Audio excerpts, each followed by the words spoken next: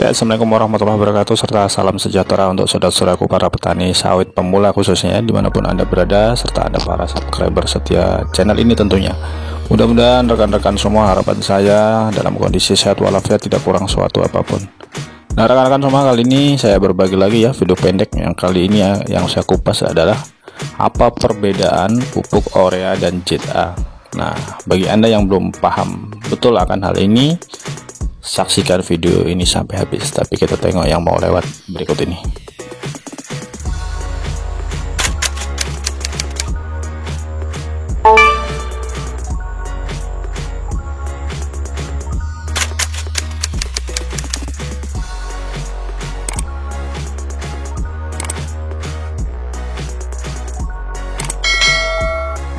Nah rekan-rekan semua, jadi berawal dari pertanyaan salah satu rekan subscriber ya di channel ini beberapa waktu lalu. Jadi beliau itu sebenarnya minta saran untuk tanah gambut sebaiknya menggunakan pupuk urea atau ZA. Nah saat itu saya sarankan pupuk ZA. Kenapa seperti itu? Karena pupuk ZA ini kan punya karakter juga menurunkan pH tanah ya. Sementara kita tahu kalau di lahan gambut, tanah gambut itu kan pH tanah cenderung rendah. Walaupun kita tahu ya penggunaan kapur atau dolomit itu bisa meningkatkan pH tanah. Cuma pertanyaannya di saat itu kan minta saran beliau pupuk urea atau ZA. Jadi ya saya jawab saran saya ya pupuk urea, karena memang pupuk ZA ini yang saya sampaikan sebelumnya tadi yaitu ada cenderungan menurunkan pH tanah. Nah yang saya khawatirkan nih rekan-rekan ya, untuk petani sawit pemula karena tidak paham menganggap pupuk ZA dan pupuk urea ini sama, maka pada kesempatan ini akan saya jelaskan rekan-rekan semua. Jadi bisa dikatakan gini, serupa tapi tak sama lah ya. Karena kenapa? Samanya ya sama-sama mengandung unsur hara makro ya, nitrogen terutama. Tetapi kandungan, kalau di pupuk urea ini kandungan unsur hara makro nitrogennya itu kisaran 48%, sementara untuk ZA itu kisaran 20,8 ya, atau 21% ya. Nah, ini untuk kandungan unsur hara nitrogennya. Nah, dari situ saja sudah ada perbedaan. Jadi jangan sampai nanti persepsinya salah. Jadi pupuk urea itu ada perbedaan di sisi itu. Dan di lain itu, kalau untuk pupuk ZA rekan-rekan, nah pupuk ZA ini ada unsur hara lain yang terkandung di dalam pupuk ini ya. Salah satunya adalah belerang atau sering disebut sulfur ya. Nah, ini juga anda harus pahami. Jadi jangan nanti mengatakan cukup pupuk ZA saja atau pupuk urea saja ya, karena kedua pupuk ini juga punya kekurangan dan kelebihannya pastinya, karena ada perbedaan kandungan unsur hara tadi. Nah tadi kan dari kandungan unsur hara ya terkandung dalam pupuk urea atau ZA, yang jelas ZA ada kandungan sulfur di dalamnya ya, kisaran 24% biasanya seperti itu. Sekarang kita bicara bentuk dari pupuk itu. Nah bagi petani berpengalaman ya tentu paham akan hal ini, walaupun tanpa menyertakan wadah ya, menyertakan wadahnya ditunjukkan bentuknya tentu tahu. Tapi bagi Anda yang bukan petani atau Anda rekan-rekan yang baru berkecimpung di dunia pertanian, yang kadang-kadang kan agak sulit untuk membedakan ini ya. Nah kalau dari bentuknya rekan-rekan, pupuk urea ini cenderung berbentuk butiran ya, berbentuk butiran dan tidak berdebu biasanya seperti itu. Jadi berbentuk butiran, tidak berdebu. Nah sementara untuk pupuk ZA ini cenderung bentuknya bentuk kristal ya, menyerupai macam ini garam dapur. Nah untuk pemilihan nih ya rekan-rekan ya, pemilihan antara pupuk urea atau pupuk ZA ini rekan-rekan bisa melihat kondisi tanah ya, tempat saudara membudidayakan. Apakah itu Anda membudidayakan tanaman tahunan atau hortikultura tentunya rekan-rekan semua. Nah Anda juga melihat dari karakteristik ya, varietas tanaman yang Anda budidayakan.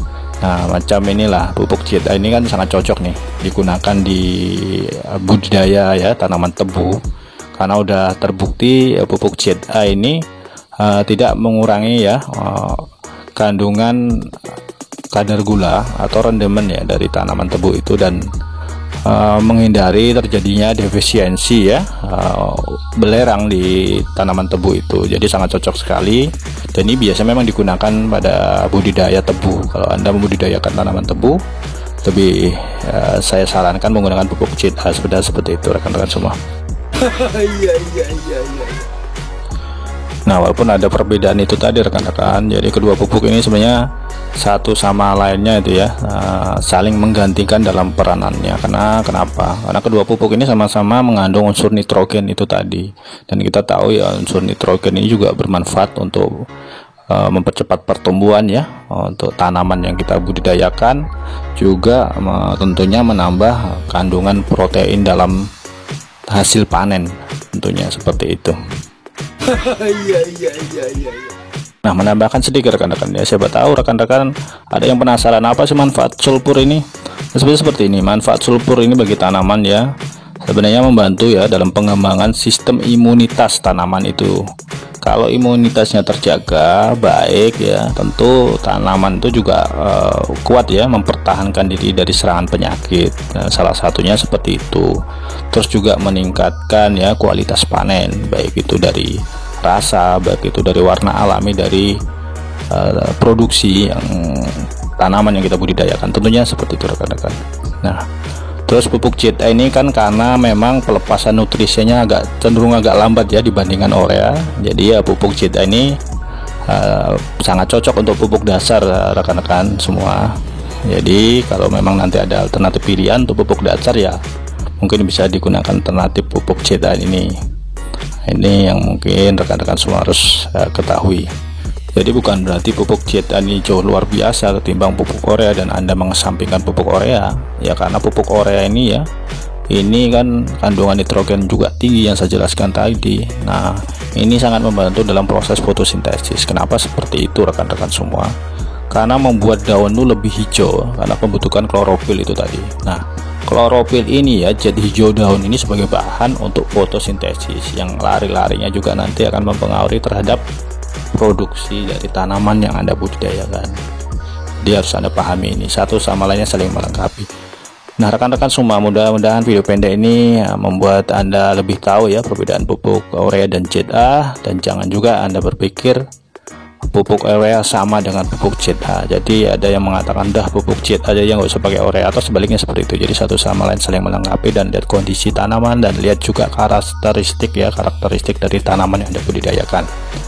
Mungkin itu aja yang bisa saya sampaikan rekan-rekan. Mudah-mudahan video pendek ini bermanfaat bagi saudara semua. Untuk Anda yang baru singgah di channel ini, jangan lupa untuk like and subscribe dan klik ikon lonceng, dijamin gratis. Jadi sampai ketemu dengan video-video saya berikutnya. Saya Heri, wassalamualaikum warahmatullahi wabarakatuh.